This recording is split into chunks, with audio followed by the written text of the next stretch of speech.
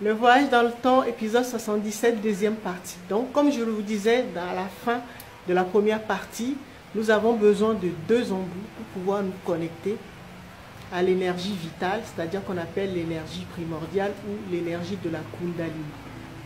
D'accord? Qui nous rend magnétiques, qui nous permet de devenir un super aimant qui attire tout ce dont on a besoin, c'est-à-dire les êtres, les informations, les opportunités. Comme je vous ai expliqué, le règne minéral est ce sont les êtres les plus évolués, donc de la dimension 28 par exemple. D'accord? Et donc, un aimant, c'est un minéral, et les minéraux, leur particularité, ne sont pas dans l'action ou dans le mouvement. Les minéraux sont immobiles, ce sont vraiment des observateurs, comme notre soi supérieur est immobile, il observe. D'accord? Et comme ça, pour avoir une vue d'ensemble de l'expérience. D'accord? Et donc, quand vous restez immobile, que vous devenez un super aimant, vous n'allez pas vers les choses, le résultat que vous recherchez, ou le remède ou la solution que vous recherchez. Vous l'attirez vers vous. C'est de cette manière que notre soi supérieur procède. C'est de cette manière qu'on procédait vraiment avant la chute. Et je vous disais que il fallait deux embouts pour pouvoir se connecter.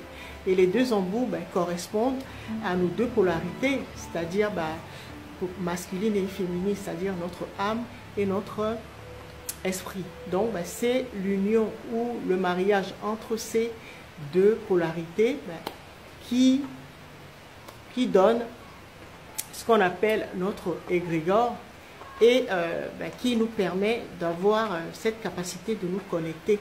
Et ça correspond au phénomène de flamme jumelle dont je vous parle. Votre flamme jumelle ou votre flamme sacrée, comme j'aime l'appeler. D'accord? Donc ça veut dire que si dans la matière, vous avez réussi à fusionner avec votre flamme jumelle, donc d'abord ça se fait à l'intérieur et ça se reflète aussitôt dans votre réalité physique, matérielle. Et donc ça veut dire que là vous êtes complètement apte à vous connecter à la prise et donc à l'énergie vitale, donc à la Kundalini et devenir magnétique. Ça va nous permettre de faire quoi? C'est ça qui va nous permettre de pouvoir nous extraire du faux monde que ces forces du bas astral ont mis en place pour subtiliser notre énergie vitale. C'est-à-dire qu'elles ont piraté notre ordinateur. D'accord? Et donc, elles ont créé un faux monde qu'elles contrôlent. Et nous sommes déconnectés de la vraie réalité, c'est-à-dire la réalité de notre soi supérieur. D'accord? Et donc, du coup, ça veut dire qu'elles vont tout le temps nous envoyer des épreuves. Donc, stress, peur, des émotions négatives. D'accord? Donc, nous aurons tout le temps des hormones du stress, adrénaline. Et voilà, et donc pendant ce temps-là, elles ramassent notre énergie vitale. D'accord? C'est de cette manière qu'elles procèdent. Alors, je vous ai également appris qu'à l'heure du Verseau, donc pour pouvoir profiter des richesses de l'âge d'or, il fallait se conformer au mode de fonctionnement de la déesse Sekhmet, donc on l'appelle plutôt Sekhmaat, parce que Maat, c'est ce qu'on appelle l'équilibre, l'ordre, la stabilité, l'harmonie, et donc de fonctionner exactement comme elle, parce qu'elle est à la tête d'une armée de médecins et de guérisseurs, donc des êtres matiques, on les appelle, d'accord? Des êtres qui sont des soldats qui sont capables de remettre l'ordre, la stabilité, l'harmonie dans notre vie. D'accord? Et cette armée, c'est ce qu'on appelle l'armée de nos cellules. Nous avons une armée constituée de milliards de cellules. Nous avons des milliards de cellules à notre disposition, ben, c'est cette armée-là, en fait, qu'il faut remettre en place parce que c'est ça, cette armée qui va nous permettre ben, de faire cette guerre hein, pour pouvoir ben, reprendre notre, le contrôle de notre réalité, de notre vie, c'est-à-dire se remettre ben, à la place du game changer dont je parlais dans la première partie. D'accord?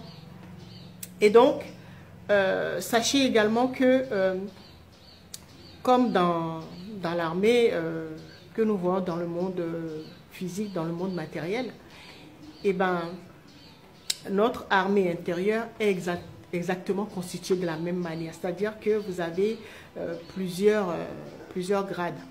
D'accord? Donc, ben, les généraux, les officiers supérieurs, ben, c'est ce qu'on appelle nos gènes. Et les gènes, nous en avons un peu plus de 20 000. D'accord? Et donc, ben, ce sont ces gènes, puisque vous voyez, gène veut dire génie. Ce sont les génies, ces soldats génies qui sont en nous. Donc, ce sont les gènes qui produisent les cellules et qui les gèrent en même temps, qui les commandent. D'accord? Donc, les 20 000 gènes commandent les milliards de cellules. D'accord? C'est de cette manière qu'on procède. Donc, vous voyez, votre objectif, c'est de vous mettre, comme la déesse Sekhmet, de vous mettre à la tête de cette armée composée de milliards de soldats. D'accord? Alors, c'est pas si simple que ça. C'est pas si simple. C'est pour ça que je vous ai toujours dit, vous avez besoin d'accompagnement pour y arriver. Parce que comme ces êtres se sont débrouillés pour manipuler nos sens, les personnes qui sont censées vous aider, elles vont vous les faire apparaître comme des personnes de qui il faut se méfier puisqu'elles contrôlent le faux monde, la fausse matrice qu'elles ont mis en place. D'accord? Et donc, par exemple, si vous cherchez du travail, comme j'avais donné dans la première partie, vous cherchez du travail. Au lieu qu'elle vous montre la bonne entreprise où il faut s'adresser, au lieu d'écrire 10 000 lettres de motivation et d'envoyer des CV partout, elle va vous envoyer, le faux monde va vous envoyer vers l'entreprise où vous allez le plus galérer. D'accord. Quand vous entendez souffrance, ça veut dire que vous n'êtes pas au contrôle de votre vie. Vous êtes dans la fausse matrice. D'accord? Alors, ces forces sont là dans notre vie à nous pourrir la vie depuis très très très longtemps. Nos prédécesseurs y ont fait face. D'accord? Et donc, c'est pour ça que nous rejouons les vies de nos ancêtres. Je vous ai dit que ça saute une génération. Donc, si vous êtes un homme, vous allez jouer la vie de l'un de vos grands-pères, paternels ou maternels. D'accord? C'est de cette manière que la vie se débrouille pour répéter l'histoire, pour qu'on puisse s'en sortir. D'accord? Alors, vous ne pensez pas que ça va être facile parce que nos prédécesseurs n'ont pas réussi. D'accord? Nos ancêtres n'ont pas réussi. Donc, ce ne sera pas facile, mais il y a des solutions. Il y a des solutions. Et l'une de ces solutions, c'est de retrouver le patient zéro, c'est-à-dire la personne, la matriarche, la grand-mère qui a apporté la souffrance, c'est-à-dire le patient zéro, c'est-à-dire qui a ramené la fausse matrice. C'est-à-dire c'est celle qui a été malheureuse dans sa vie ou dans son couple. C'est celle qu'il faut retrouver pour pouvoir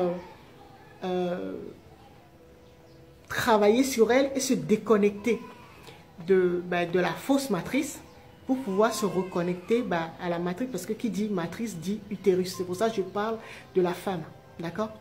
Et donc, là, cette grand-mère, il faut la retrouver pour pouvoir la déconnecter, donc faire les soins qu'il faut, la déconnecter et pouvoir la reconnecter à ce qu'on appelle la matrice divine, c'est-à-dire l'utérus divin, et donc retrouver cette place stratégique qui est le point zéro, la place du game changer dont je parlais tout à l'heure, et pouvoir piloter toute notre armée et mener proprement cette guerre et vous aurez compris